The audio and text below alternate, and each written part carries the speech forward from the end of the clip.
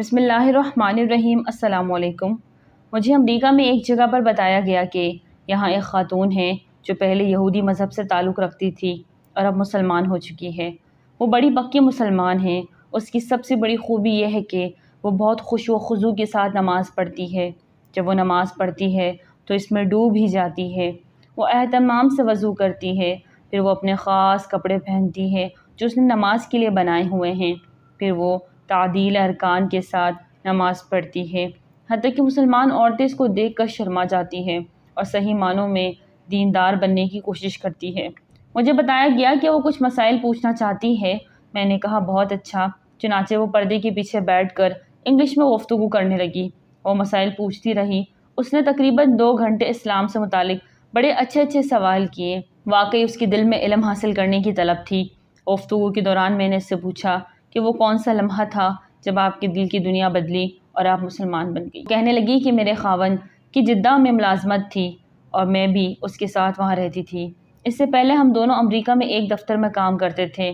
دفتر والوں نے کہا کہ ہم نے جدہ میں ایک نیا دفتر کھولا ہے، اگر کوئی وہاں جانا چاہے تو ہم تنخواہ اور سہولت بھی زیادہ دیں گے اور انہیں ایک اور ملک دیکھنے کا موقع بھی مل جائے گا۔ ہم دونوں میاں بیوی تیار ہو گئے۔ چنانچہ اس طرح ہم جدہ پہنچ گئے۔ میں یہودی مذہب سے تعلق رکھتی تھی اور وہ عیسائی مذہب سے تعلق رکھتا تھا۔ وہاں میں کچھ لوگوں کو دیکھتی تھی کہ وہ سفید لباس پہن کر کہیں جا رہے ہوتے ہیں، کہیں کاروں میں، کبھی بسوں میں۔ میں حیران ہوتی کہ لوگ کہاں جاتے ہیں۔ چنانچہ میں ان کے بارے میں اپنے خاوند سے پوچھتی۔ وہ کہتا یہاں مسلمانوں کا کعبہ ہے، یہ لوگ وہاں جاتے ہیں۔ ایک مرتبہ میرے دل میں تڑپ پیدا ہوئی کہ ہم مسلمانوں کے کعبے کو جا کر کیوں نہیں دیکھتے۔ وہ کہنے لگا وہاں غیر مسلم نہیں جا سکتے۔ میں نے کہا اگر ہم نہیں جا سکتے تو کم از کم کوشش تو کر سکتے ہیں، ممکن ہے کہ اللہ تعالیٰ ہمیں کوئی موقع دے دے۔ وہ کہنے لگی کہ اگلے دن میں نے مسلمان عورتوں جیسا ایک رومال لیا اور سر پر باندھ لیا۔ میرے خاوند نے بھی سر پر ٹوپی رکھ لی اور ہم بھی اسی رستے پر چل پڑے۔ قدرتی بات ہے کہ وہ ایسا وقت تھا جب ٹریفک پولیس والے کھانا کھا رہے تھے۔ انہوں نے ایک بندہ چیک کرنے کے لیے کھڑا کیا ہوا تھا۔ ٹریفک زیادہ تھی اور وہ چیک کرنے والا ایک بندہ تھا۔ وقت بھی رات کا تھا، لہٰذا دور ہی سے سب کو جانے کا اشارہ کر رہا تھا۔ اس طرح ہم بھی اس ٹریفک میں آگے نکل گئے اور مکہ مکرمہ پہنچ گئے۔ ہم نے لوگوں سے پوچھا کہ مسلمانوں کا کعبہ کہاں ہے۔ انہوں نے حرم کی طرف اشارہ کرتے ہوئے کہا کہ یہاں ہے۔ چنانچہ ہم حرم میں داخل ہو گئے۔ ہم چلتے چلتے جب مطاف میں پہنچے تو وہاں ہم نے بیت اللہ شریف پر نظر ڈالی۔ ہمیں وہاں اتنی برکتیں، اتنی رحمتیں اور اتنے انوارات نظر آئے کہ ہم دونوں کی نگاہیں وہاں ٹکی رہ گئی۔ میں بھی رونے لگی اور میرا خاوند بھی رونے لگا۔ کچھ دیر تک ہم دونوں وہاں کھڑے روتے رہے۔ دل کی دنیا بدل چکی تھی۔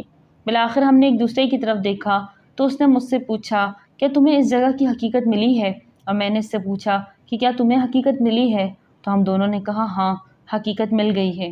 چنانچہ اسی لمحے ہم دونوں نے کلمہ پڑھا اور مسلمان ہو گئے۔ ہمیں کسی مسلمان نے نہیں کہا کہ تم مسلمان ہو جاؤ، بلکہ ہمیں اللہ کے گھر نے مسلمان بنا دیا۔ سبحان اللہ۔ دنیا میں ایسے لوگ بھی موجود ہیں جن کو صرف بیت اللہ شریف کو دیکھنے سے ایمان کی دولت نصیب ہوئی۔ سبحان اللہ۔ ایک شخص کی عادت تھی کہ وہ اذان سے کافی پہلے مسجد میں آ جاتا اور وضو کر کے قرآن پاک کی تلاوت شروع کر دیتا۔ اس طرح جماعت ہونے سے پہلے اسے تلاوت کے لیے کافی وقت مل جاتا۔ آج بھی کچھ اس طرح ہوا تھا۔ وہ مسجد میں بیٹھا تلاوت کر رہا تھا کہ ایک چھوٹا بچہ مسجد میں داخل ہوا اور ہاتھ منہ دھو کر مسجد کے ایک کونے میں بیٹھ گیا۔ اس نے مسکرا کر بچے کی طرف دیکھا تو بچے نے بھی مسکراہٹ سے جواب دیا۔ وہ سر جھکا کر پھر تلاوت میں مشغول ہو گیا۔ تھوڑی دیر بعد تلاوت کے دوران اس نے سر اٹھا کر دیکھا تو وہ چھوٹا بچہ اپنے ننھے ہاتھ اٹھا کر آنکھیں بند کر کے دعا مانگ رہا تھا۔ اس کے لبوں پر مسکراہٹ پھیل گئی۔ بچے کا دعا مانگنے کا انداز اتنا پیارا تھا کہ وہ بے ساختہ قرآن مجید بند کر کے اسے دیکھنے لگا۔ تھوڑی دیر بعد اس بچے نے دعا ختم کی اور باہر جانے لگا تو اس کا دل چاہا کہ وہ اس بچے کی حوصلہ افزائی کے لیے اسے کچھ دے۔ اس نے بچے کو پاس بلایا اور سر پر ہاتھ پھیر کر اس کو 100 کا نوٹ دیا۔ بچے نے تھوڑی سی ہچکچاہٹ کے بعد وہ نوٹ قبول کر لیا۔ اس نے بچے سے پوچھا کہ بتاؤ تو صحیح تم اللہ سے کیا دعا مانگ رہے تھے؟ بچے نے مسکراتے ہوئے کہا میرا چاکلیٹ کھانے کو دل کر رہا تھا تو میں نے اللہ جی سے 100 روپے مانگے تھے۔ یہ کہہ کر وہ چلا گیا۔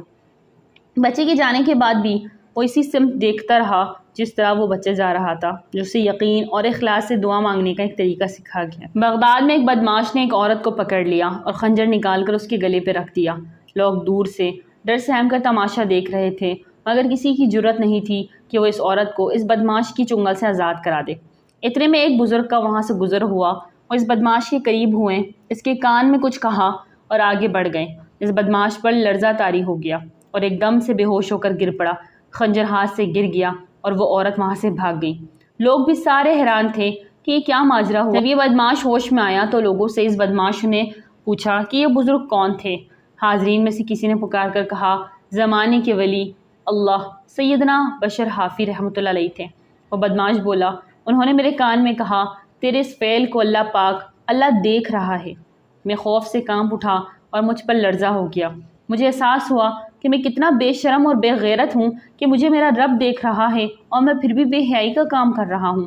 بس مجھے اس احساس نے تڑپا کر گرایا اور میں بے ہوش ہو گیا۔ کہتے ہیں کہ وہ بدماش نہایت چیخیں مار مار کر روتا تھا خوف کی وجہ سے۔ اس کو بخار ہوا اور ایک ہفتے کے اندر اندر اس کی وفات ہو گئی۔ اگر ویڈیو اچھی لگی تو لائک کریں، چینل کو سبسکرائب کریں اور دعا میں یاد رکھیں۔ السلام علیکم۔